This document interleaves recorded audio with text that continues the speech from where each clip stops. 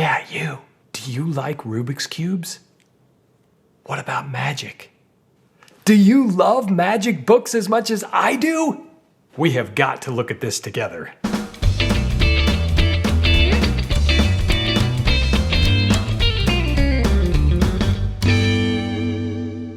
As you well know if you've been watching the channel for any length of time, we always discuss magic books here, and we're so delighted that you've joined us to have an erudite discussion about magic literature. My name is Jeff Kowalk, and you are watching Erudite Magic. Today I have something a little bit different for you. We've all seen the myriad of video releases of Rubik's Cube magic that have been released in the last few years, and today I want to talk to you about something that isn't a video, but instead is a book. My friend Don over at Don's Magic and Books has graciously sponsored this episode, so stay tuned for the code later on in the episode about how you can save 10% on all your book purchases this week. Today's video is a double header. I am going to be talking about Diego Voltini's The Dark Side of the Cube and The Dark Side of the Cube Revelations. Diego is one of the fans of Erudite Magic. In fact, he wrote to me and asked if I would be willing to look at his books and consider them for a review if he sent them to me. Since I've played around with the Rubik's Cube before, I decided that it could be very interesting for me to read some more about Rubik's Cube magic. So what is the primary effect? The magician, or mentalist in this case, displays a mixed Rubik's Cube to a participant and asks that person to merely think of one of the colors that they see on the Rubik's Cube.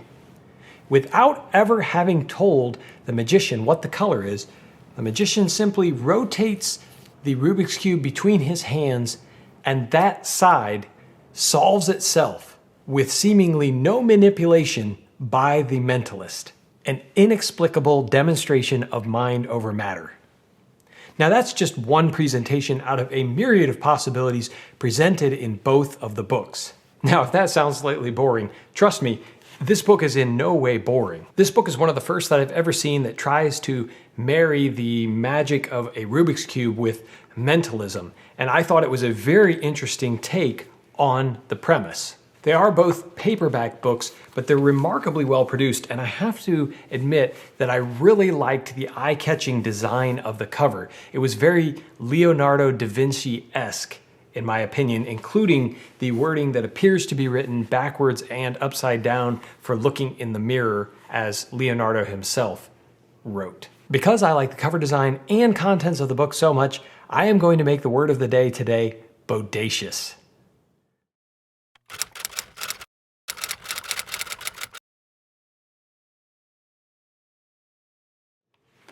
The illustrations are really done throughout both sets of books with both black and white drawings as well as computer-generated images of participants, and then some color drawings or computer-generated images as necessary. If you need to know something about the color of the cube as you're mixing it or displaying something, then that's evident. Otherwise, it's mostly black and white drawings. So I kind of want to break this review down into two parts because there are two different books.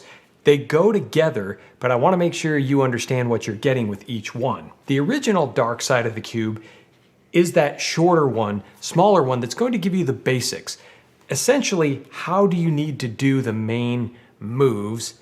How do you perform some false shuffles with a Rubik's Cube? And what kind of a stack do you need to arrange this in so that you're prepared to perform the miracle that he's going to teach you? The good news is, to perform the main version of the Dark Side of the Cube, you don't actually have to know how to solve a Rubik's Cube. Now, personally, along the lines of Juan Tamariz and the author himself, we both think that you should be able to solve a Rubik's Cube if you're going to perform that kind of magic.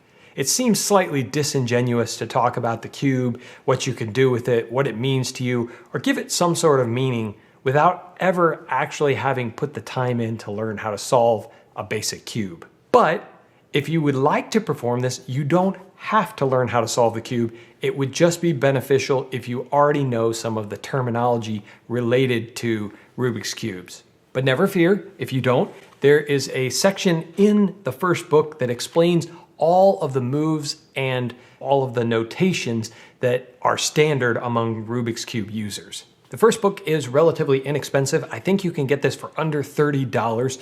You are essentially getting one effect, but the well-known saying by Leipzig holds true here, that if you know one method and multiple ways to present it, then you know a lot of different tricks. If you know a lot of methods, but only one way to present it, you really only know one trick. So the dark side of the cube gives you one method, but opens up a whole host of opportunities for presentation to allow you to find something that works for your style. The dark side of the cube, Revelations, expands on that knowledge. So I certainly think that if you're going to get Revelations, you really need to get the original dark side of the cube first, because it's going to explain the premise, the move, how to perform the move in front of an audience so that you can solve one side of the cube to match with a revelation. This book, Revelations, is basically what it sounds like. It's going to give you a lot of plots to present the basic method you're going to find in the first book. This second book in the collection retails for around $40. There are a ton of really cool ideas presented in both books. I felt like the second book yielded a lot of food for thought about how you could present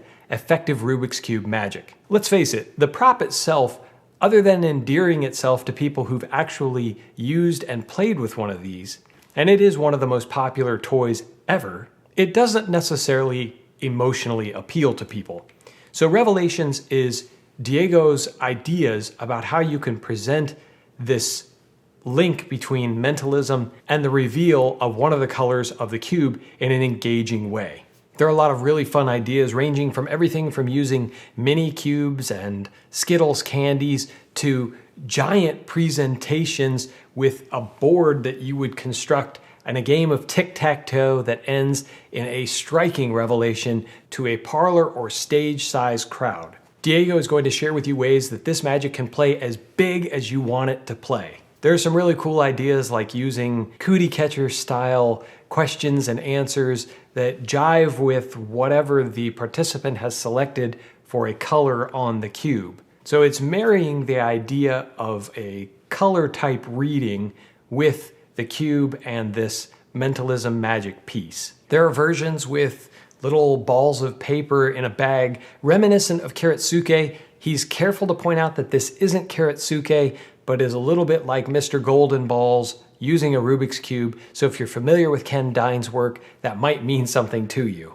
There's also some really fun ideas in both books, actually, about presenting an IKEA put together your own Rubik's Cube, which is a really cute story and presentation for it that I think could play really well and give you a lot of built-in comedy, as well as just a presentational hook that I think will appeal and be understood by most. This might be as good a time as any to let you know one of the drawbacks that I found in the book is that there are a number of methods of determining the color that someone chose that rely on more expensive mentalism props that you may or may not have. For example, Diego uses some of the Pro Mystic products. If you're familiar with those, they are extremely clever, but they're also somewhat expensive. And there are several ideas in the book that utilize those type of props or ones put out by Hugo Shelley, among others. On the flip side, there are some effects that just use a color vision cube in addition to the Rubik's Cube. Everything is well thought out, well explained, and as I mentioned before, it would probably be helpful if you already know some of the nomenclature for Rubik's Cubes, but if you don't, you can learn it here and be doing this routine in no time. Who knows? You may even be encouraged to take up the Rubik's Cube for yourself. He teaches you some false shuffles with the Rubik's Cube, how to reset, how to get into position. Oh, and for the basic routine, you also need to know you will need to modify your Rubik's Cube. It's not really a big deal because most Rubik's Cubes are not that expensive, so if you have to modify one, it's not exactly like he's asking you to alter some priceless artifact. I also love the fact that he gives you some presentational ideas so that you can build the dramatic tension in the theater when you're performing this, and so it's not a simple matter of pick a color. What color did you pick? Oh, he picked red. Instead, he gives you a lot of really exciting concepts, ones that I know will play very well for an audience. None of this is going to require you to be particularly dexterous. You don't need to have a speed cube or anything like that, although the easier your cube is to move, probably the easier the routines are to perform. Although I didn't perform a Rubik's Cube piece of magic before, I'm actually considering it with just how clever these ideas are. If you're interested in this type of magic and both of these books, I recommend you get it from Don's Magic and Books, who's sponsoring this episode. Don has both books available together for $69, and if you order this week and use the code CUBE at checkout, you'll be able to get 10% off of that, so you'll save another $7. Thanks, Don, for sponsoring this episode and for offering all of our Erudite viewers 10% off their entire order at Don's website,